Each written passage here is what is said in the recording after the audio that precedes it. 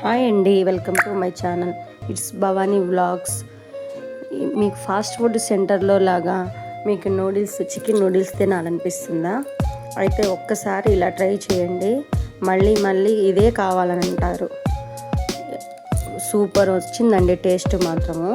నేను ఎలా తయారు చేశాను సేమ్ అలాగే ప్రాసెస్ చూసి తయారు చేసుకోండి. మీరు కూడా ప్రాసెస్లోకి వెళ్ళిపోదామా? ఇంకా వచ్చేసి స్టవ్ వెలిగించేసుకొని ఒకటి వాటర్ గిన్నె పెట్టేసుకోవాలి. ఆ వాటర్లోనే ఒక స్పూన్ ఆయిల్, ఒక స్పూన్ సాల్ట్ వేసుకోవాలి. మనం ఫస్ట్గా ఏంటంటే నూడిల్స్ ఉడకపెట్టుకోవాలి. అలా వాటర్ బాగా మరిగేటప్పుడు నూడిల్స్ వేసుకోవాలండి. మొత్తం కూడా నూడిల్స్ ఒక 80% కుక్ అయితే సరిపోతుంది. మరీ హెవీగా కుక్ చేయకూడదు. మనం ఫ్రై చేసేటప్పుడు మొత్తం విరిగిపోతాయి అన్నమాట. ఒక 80% సరిపోతుంది. ఉడికిపోయాయి. ఒక జాలి గిన్నె తీసేసుకొని అందులో మనం కూల్ వాటర్ వేసుకోవాలండి. మొత్తం కూడా కూల్ వాటర్తో చేసుకుంటేనే మనకి పొడి పొల్లాడుతూ ఉంటుంది. అది క్లీనింగ్ అంతా కూల్ వాటర్తో చేసేసి పక్కన పెట్టేసేయాలి. నెక్స్ట్ వచ్చేసి ఒక ప్యాన్ పెట్టేసి ఆయిల్ వేసుకొని 4 ఎగ్స్ తీసుకున్నాను. ఆ ఎగ్స్ మొత్తం కూడా ఫ్రై అవ్వాలండి. పూర్తిగా ఫ్రై చేసేసుకొని అవి కూడా తీసి మనం పక్కన పెట్టేసుకోవాలి, ఫ్రై అయిపోయిన ఎగ్స్ని. నెక్స్ట్ వచ్చేసి మళ్ళీ కొంచెం ఆయిల్ వేసుకొని ఇప్పుడు మనం ఉడికిచ్చిన చికెన్ని ఫ్రై చేసుకుందాము.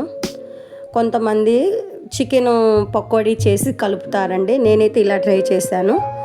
చాలా బాగా వచ్చేసింది. టేస్ట్ కూడా బాగా ఒక 10-15 మినిట్స్ సిమ్లో పెట్టేసుకొని ఫ్రై చేసుకోవాలి. చికెన్ మొత్తం కూడా ఎక్కువ హెవీ పెట్టేస్తే మాడిపోతాయండి మంట. ఓన్లీ స్లిమ్లో పెట్టేసుకొని ఫ్రై చేసుకోవాలి చికెన్ పీసెస్ని. నేను బోన్లెస్, బోన్ 2 కలిపి తీసుకున్నాను. అవి కూడా పక్కన పెట్టేసుకున్నాను. మళ్ళీ కొంచెం ఆయిల్ వేసుకొని మనం పొట్టి తీసిన వెల్లుల్లిని చిన్న చిన్న ముక్కలుగా కట్ చేసుకొని వేసుకున్నాను. అవి బాగా బ్రౌన్ కలర్ వచ్చే వరకు ఫ్రై చేసుకోవాలండి.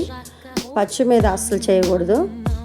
మనం సిమ్లో పెట్టేసుకొని మంట బ్రౌన్ కలర్ వచ్చే వరకు ఫ్రై చేసుకోవాలి మొత్తం కూడా.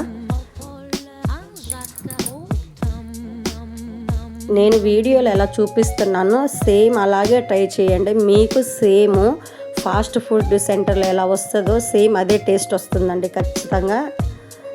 బ్రౌన్ కలర్ వచ్చే వరకు నేను ఫ్రై చేసుకున్నాను అవి.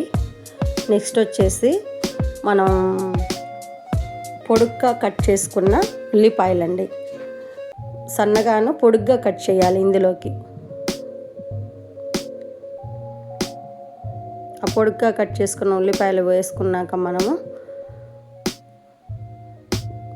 నెక్స్ట్ వచ్చేసి మనం ఒక కప్పు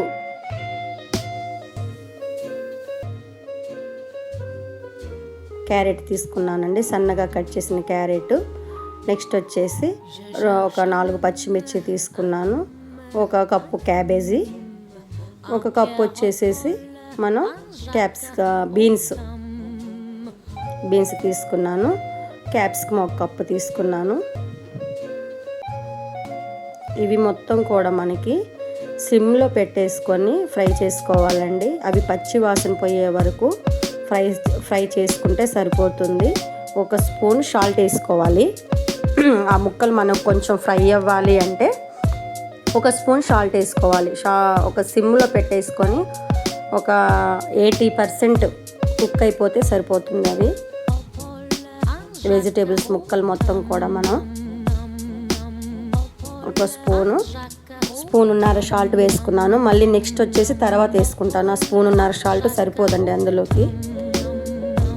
సిమ్లో పెట్టేసుకొని మొత్తం కూడా ఒక 80% వరకు కుక్ చేసుకున్నాను. ప్యాన్ ఏంటంటే మనకి నూడిల్స్ చేసే కళాయిలో చేసుకుంటే మీరు ఎవరైనా ట్రై చేస్తే, నా దగ్గర అది లేదు. అది లేక మామూలు జస్ట్ మనం స్టీల్ కళాయిలో ట్రై చేశాను.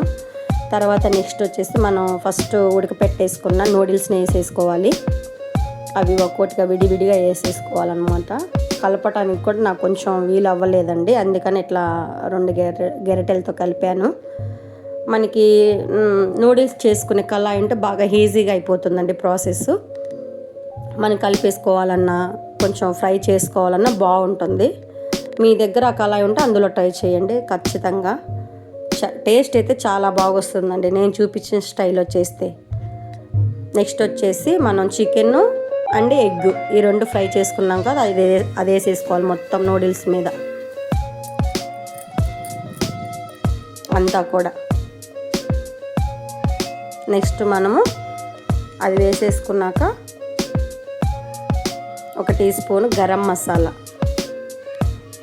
మసాలాలన్నీ కొంచెం నేను తక్కువ వేసానండి. మీకు ఎక్కువ కావాలంటే 2 స్పూన్స్ వేసుకోండి. నేనైతే ఒక టీ స్పూన్స్ వేసాను. ధనియాల powder, garam masala teaspoon వేసాను.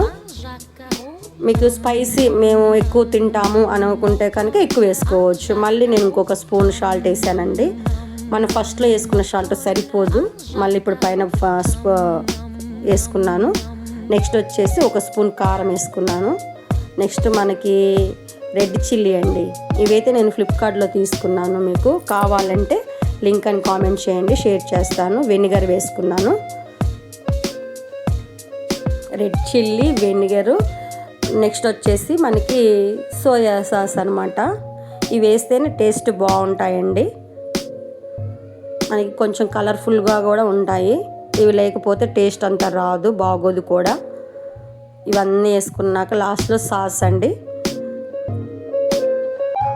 మనకి టమాటో సాస్. అది నేను బయట రెడీమేడ్గా తెప్పించేసి వేసాను. సాస్ కూడా ఒకరోజు ఇంట్లో ప్రిపేర్ చేసి వీడియో చేస్తానండి, అది కూడా చూడండి తప్పకుండా. నెక్స్ట్ వచ్చేసి లాస్ట్లో ఫైనల్ టచ్ అండి, కొత్తిమీర వేసుకున్నాను. స్ప్రింగ్ ఆనియన్స్ మాకు ఇక్కడ దొరకవండి, అందుకని నేను వేయలేదు. మీ దగ్గర స్ప్రింగ్ ఆనియన్స్ ఉంటే కొత్తిమీర ప్లేస్లో స్ప్రింగ్ ఆనియన్స్ వేసుకోండి, చాలా టేస్ట్ ఉంటుంది, బాగుంటుంది కూడా. మాకు ఇక్కడ దొరకవు కాబట్టి నేను లాస్ట్లో కొత్తిమీర వేసేసుకొని ఒక 10 మినిట్స్ మళ్ళీ సిమ్లో పెట్టేసుకొని మొత్తం ఫ్రై అయిన దాకా పెట్టేసుకున్నానండి. కొంచెం నాకు కళాయి కూడా ఇది కనిపించేసింది.